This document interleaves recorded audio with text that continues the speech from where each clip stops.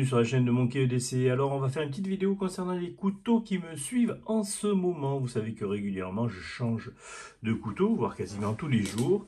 Et puis je vous montre à l'occasion mes rotations de couteaux ou certaines acquisitions qui ont été faites récemment, sur lesquelles je trouve que c'est intéressant de parler. On va commencer donc vite fait par les couteaux essentiellement destinés pour la table. Je vais vous présenter donc celui-ci vite fait, le Booker Plus. Alors c'est le Trapper Booker Plus, modèle en micarta. On trouve ça sur n'importe quel bon site internet, coutellerie Tourangelle et compagnie, hein, sauf chez Nice & Touch. Je crois que chez Nice & Touch, je ne l'ai pas vu celui-là. Ou sinon vous le trouvez aussi directement sur le site de Booker. Voilà, on peut le trouver assez facilement. Pour ce modèle-là, il existe en différentes couleurs. Je vous avais déjà présenté lors de ma vidéo de l'EDC du mois ce couteau qui faisait partie de mon rotation journalière. On va retrouver ça pour... c'est assez raisonnable en termes de prix. Hein. On est entre 55 et 75 euros selon le site, mais on se rapproche plus de 55. Un autre modèle assez intéressant que moi j'aime beaucoup, vous savez que j'aime beaucoup ce type-là de modèle, on est chez la marque Case. Voilà, un des petits modèles assez sympas de chez Case. On est sur un joli petit modèle très fin, très élégant. On est en lame carbone, c'est ça qui est assez intéressant. Et pour la table, c'est vraiment sympathique. On est sur le traditionnel slip joint américain. Voilà, qu'on peut retrouver dans toutes les poches des bons amateurs de couteaux traditionnels. C'est l'équivalent de nos, comment ça s'appelle, l'Aïol et compagnie. Hein. Voilà, ce sont vraiment des couteaux traditionnels américains, voilà, de la marque Case ou de la marque Buck. Voilà, deux marques qui font des couteaux traditionnels. Hormis bien sûr les modèles un petit peu plus standing qu'on va retrouver avec les Jack, les fameux Jack, qui sont des modèles à l'édition illimitée. Et qui sont produites dans des emballages en forme de petits tubes en carton. Voilà, et sauf que maintenant, ben, c'est devenu plus des modèles de luxe qu'à l'origine, c'était des modèles de petits sous qui étaient achetés généralement au troquet du coin pour pouvoir être utilisés comme couteau. Et les conditionnements étaient mis dans des petits tubes. Là, ici, on est sur un modèle plus classique qui arrive donc dans son joli petit papier. Et bien sûr, c'est un modèle pur américain, fabriqué aux États-Unis. On va rester aussi sur Otter, donc un modèle ici que je vous avais déjà présenté lors de la dernière vidéo si vous avez eu l'occasion de le voir. Voilà, ce modèle c'est sympa. Il existe en plusieurs déclinaisons. Là ici c'est la déclinaison un petit peu plus de luxe. On est en cocobolo au niveau du manche. On est ici avec une mitre mix de bois et de comment ça s'appelle, de cuivre. Voilà. C'est pour ça qu'il a cette couleur-là un petit peu cuivrée, assez sympa. On est sur une lame en carbone. Plus ça va, plus j'ai une préférence pour les lames carbone avec le temps. Déjà, ça s'aiguise très facilement, ça s'entretient assez régulièrement, ça demande quand même un peu de concentration. Mais pour l'alimentaire, ça se passe bien.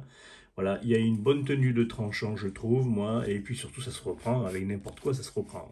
Voilà. C'est des aciers simples qui ont déjà eu leur expérience au cours du passé et qui ont montré leur qualité. Avec quelques défauts, effectivement, l'humidité, il faut faire attention, mais beaucoup de qualité et moi j'apprécie beaucoup ce genre de modèle-là. Chez Otter, donc on va avoir le Mercator, le classique. C'est un des modèles assez standardisés, hein, vous le voyez partout. Je l'ai en plusieurs déclinaisons, je l'ai en cuivre, je l'ai en noir comme ça classique, mais je ne l'avais pas en carbone, lame carbone. Et c'est chose faite, comme vous pouvez voir, il commence à prendre une plus jolie petite patine, douce manette. Alors selon les types de carbone, ça prend de plus en plus vite la patine. Ici on est sur une patine voilà, qui commence douce manette. Voilà. Bon, avec la petite moutarde dijonnaise, ça prend très vite en fait, hein, ce genre d'oxydation. Voilà, c'est des couteaux qui vivent, qui patinent au fur et à mesure du temps. Un couteau essentiellement que moi je destine pour la table. Que vous retrouvez, même chose pour une cinquantaine d'euros au grand maximum sur tous les grands sites. Celui-ci vient du site Otter, puisque j'ai pas trop réussi à trouver en lame carbone ailleurs que chez eux finalement. Toujours couteau de la table, Duperré, voilà, un modèle en corne de bélier. Là, je crois qu'on est sur du 14C ou du 12C 27N. C'est un produit que j'ai débarrassé à notre ami Bellos qui faisait une brocante, entre guillemets. Voilà, il se débarrassait de couteaux qu'il n'utilise plus pour pouvoir financer d'autres, bien sûr, comme à chaque fois. Et du coup, ben voilà, moi j'ai trouvé le modèle assez sympa puisqu'il est vraiment pour la table quelque chose de vraiment très agréable. Voilà, avec, comme on peut voir ici, des plaquettes en laiton. Il y a ainsi un petit passe-cordelette. Je n'ai pas mis de cordelette. Je trouve que sur les couteaux de table, c'est pas très utile. Sur le couteau outil, oui, mais sur les couteaux de table, c'est pas indispensable, sauf s'ils sont fournis avec. Voilà, un modèle classique à cran. Je crois pas que c'est un cran forcé. Je crois que c'est un cran plat. Hop, hop, fais voir. Fais le zoom, mon petit. Tu vas arriver. Focus, focus, focus. Si, c'est un cran forcé. Ouais, c'est un cran forcé, on voit la coche ici. Voilà, vous êtes sur un cran forcé.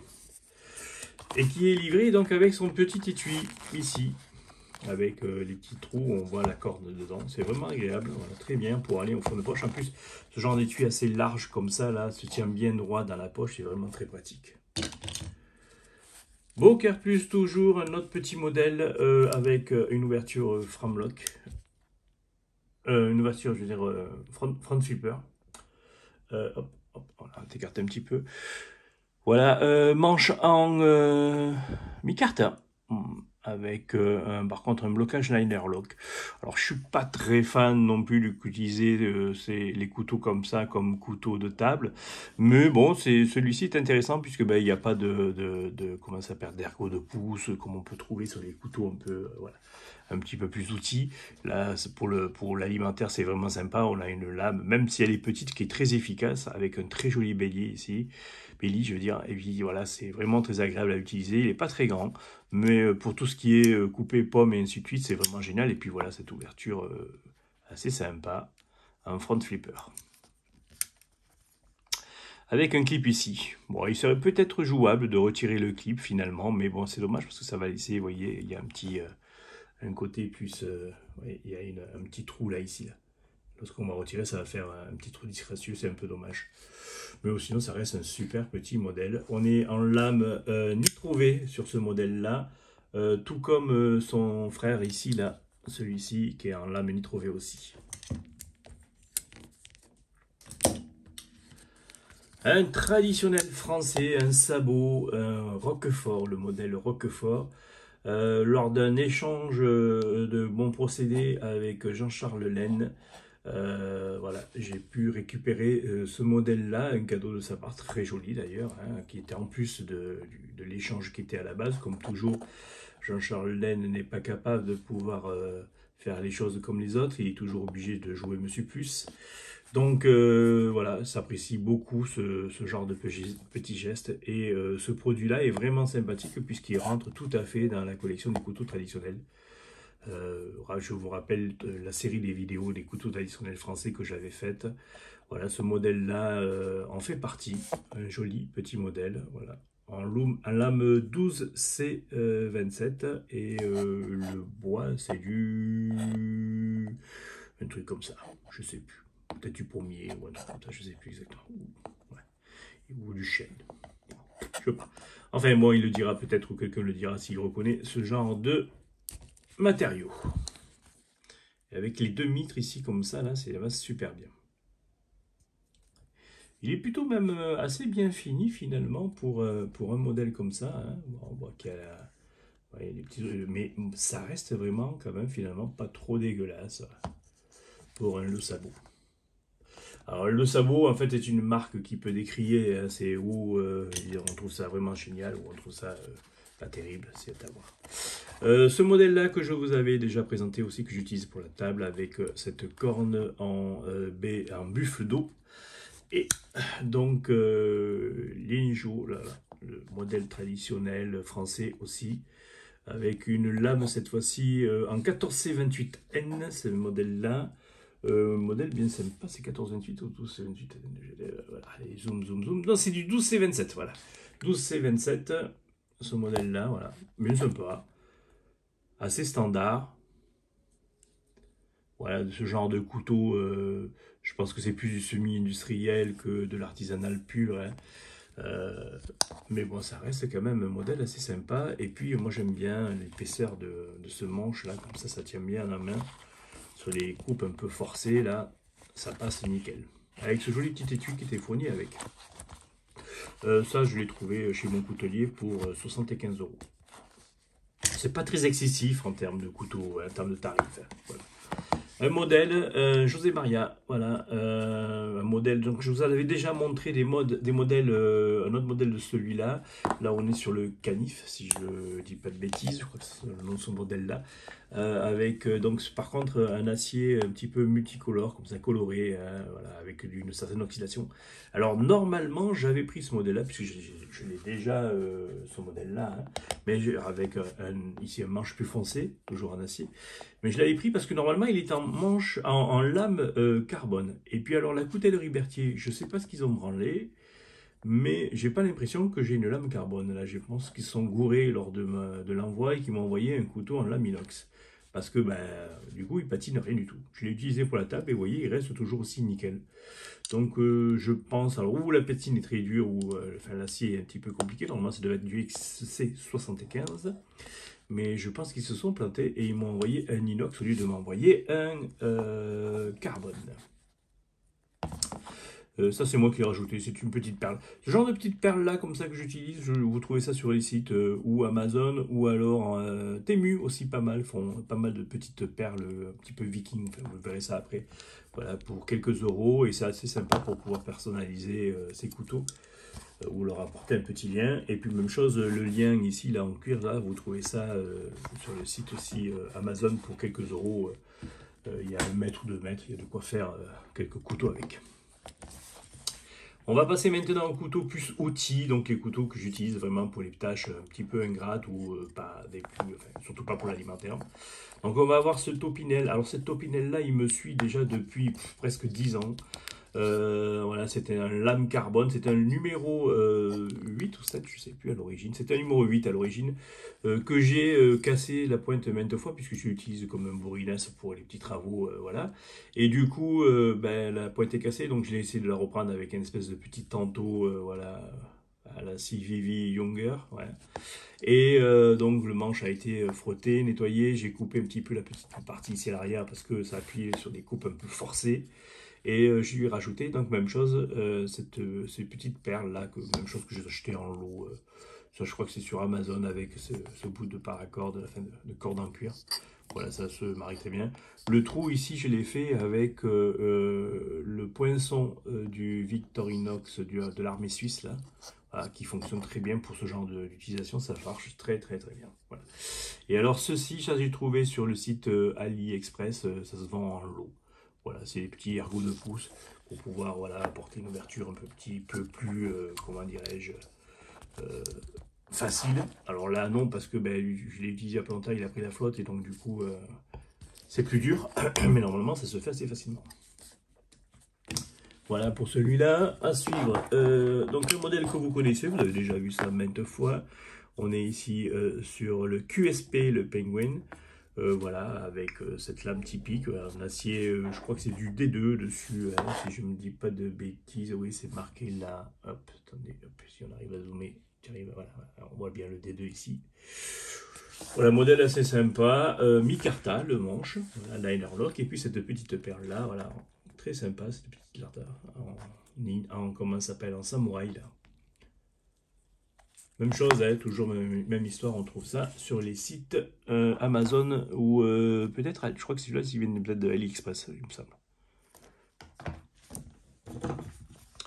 Le CVV, le Mini Praxis, voilà, modèle assez sympa aussi, voilà, essentiellement toujours couteau-outil, vraiment très pratique avec, vous voyez, cette encoche là, qui permet vraiment une coupe forcée, sur les appuis un petit peu lourds, voilà.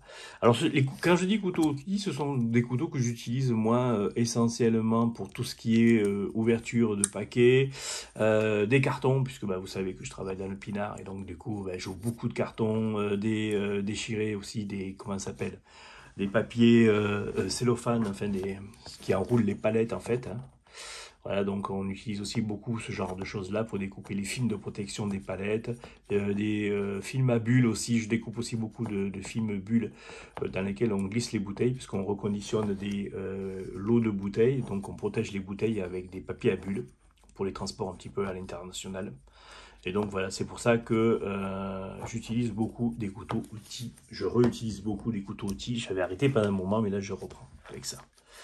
Le Knaf, le Lander, je crois que c'est la version 1, celui-là, hein, voilà, fabriqué par nos amis, je crois que c'est Civivi qui fabrique ça, ou Widash, un des deux, hein, de toute façon c'est la même boîte. Moi j'ai simplement rajouté toujours la même chose, c'est pourquoi, parce qu'en fait c'est un 3 doigts, et en fait l'avantage d'avoir une corde, déjà d'une ça permet de le choper plus facilement, si vous êtes avec une couche ou deux couches d'habits, des fois vous êtes en train de chercher, c'est plus facile à choper la lanière pour tirer le couteau de la poche, puisque moi je le porte en bordure de poche. Et en plus l'avantage qu'il y a, c'est que ça apporte vous voyez, une grandeur pour pouvoir l'ouverture, pour avoir une ouverture plus facile en fait. Parce que vous voyez, le 3 doigts, ça fait le pouce, c'est obligé de vraiment de plier. Et si vous êtes un petit peu plus loin, c'est plus facile avec le pouce de pousser pour pouvoir ouvrir la lame. Voilà pourquoi je mets ce genre de petite paire de goût. Acier, je crois qu'on doit être sur le 14C 28N chez eux. Voilà, ou du Nitro-V peut-être, je ne sais plus exactement l'acier qu'ils utilisent. Je ne sais même pas si c'est marqué dessus, je vais voir. Des deux, c'est du D2. Voilà, des deux dessus, et après ils avaient sorti une version un petit peu plus, avec un acier plus sympa, du SV30 ou un truc comme ça. On le trouve encore sur le site Nice & Tool, ce modèle-là, même chose. Alors ça commence, au début il était sorti, il n'est pas très cher. Alors aux États-Unis ce couteau-là est vendu 55 $, hein, donc c'est vraiment pas très cher. Mais en France, avec le change et tout le reste, et comme c'est un produit d'import, du coup il est un petit peu plus cher, vous le touchez plus aux alentours des 100 €. Voilà. Ouais, sacrée différence avec quasiment le double, hein, mais bon. Voilà, quoi. Et alors ces deux modèles-là, qui sont exactement les mêmes tous les deux, hein, des petits couteaux voilà, à tout faire, sympa. Voilà, donc on est sur des manches en G10 classiques. Il n'y a pas de plaquette, voyez, c'est vidé à l'intérieur, c'est super léger. Et en fait, c'est un système sans blocage.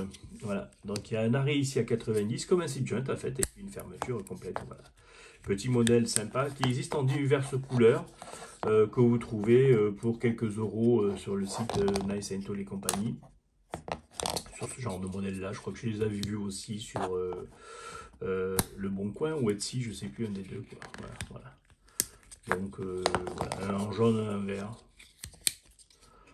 Et l'acier dessus, normalement, je ne sais pas lequel c'est.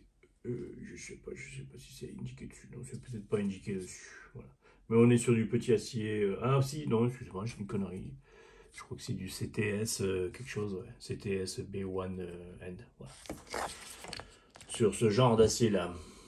Bon, des modèles assez sympas, voilà, qui n'ont pas de blocage, mais qui sont très utiles pour les découpes les plus classiques. Voilà pour tous les modèles qui m'ont suivi là, hop, on va écarter un petit peu, voilà, qui m'ont suivi là un petit peu ce mois, ces quelques semaines, voilà, des modèles voilà, qui sont assez sympas, que ce soit alimentaire ou pour le reste.